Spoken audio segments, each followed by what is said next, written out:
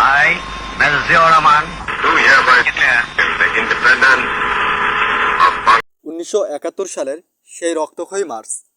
রাতের আঁধারে নেমে আসে পাকিস্তানি বাহিনীর নির্মম অত্যাচার।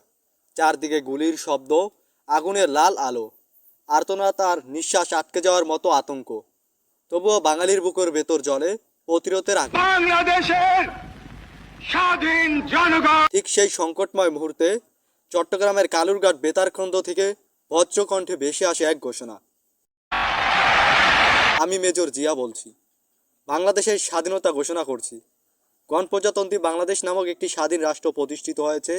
আমি সকল বাঙালিকে পশ্চিম পাকিস্তানি সেনাবাহিনীর আক্রমণের বিরুদ্ধে রুখে দাঁড়ার আহ্বান জানাচ্ছি। আমাদের মাতৃভূমিকে মুক্তি করতে আমরা শেষ পর্যন্ত লড়াই করব। আল্লাহর রহমতে বিজয় আমাদের অবধারিত। এই কণ্ঠস্বর শুধু একটি ঘোষণা ছিল না, ডাক, স্বাধীনতার শপথ, বাঙালির অস্তিত্ব রক্ষার অগ্নিসংকেত। এই আহ্বান ছিল প্রত্যেক বাঙালির জন্য একটি জীবনদায়ী বার্তা, যা জাগিয়ে তুলেছিল সাহস, আশা ও নীরব প্রতিজ্ঞা।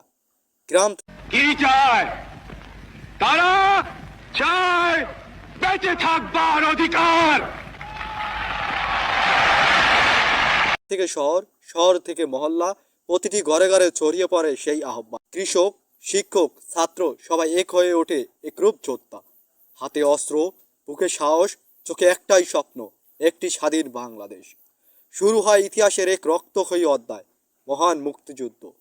দিনরাত লড়াই, ত্যাগ, অগণিত স্বপ্নের বিনিময়ে গড়ে ওঠে একটি নতুন জাতি। রক্তের বিনিময়ে লেখা একটি জাতির স্বাধীনতার ইতিহাস, যা আজও আমাদের হৃদয়ে বাজে, আমাদের চোখে জ্বলে, আমাদের প্রতিটি পদক্ষেপে অনুপ্রেরণা যোগায়। সেই মার্চের দিন, সেই কণ্ঠস্বর, সেই সাহস, সব কিছুই আজও বাংলাদেশের মনে একটি অমর স্মৃতি হয়ে যায়। Independent of Bangladesh.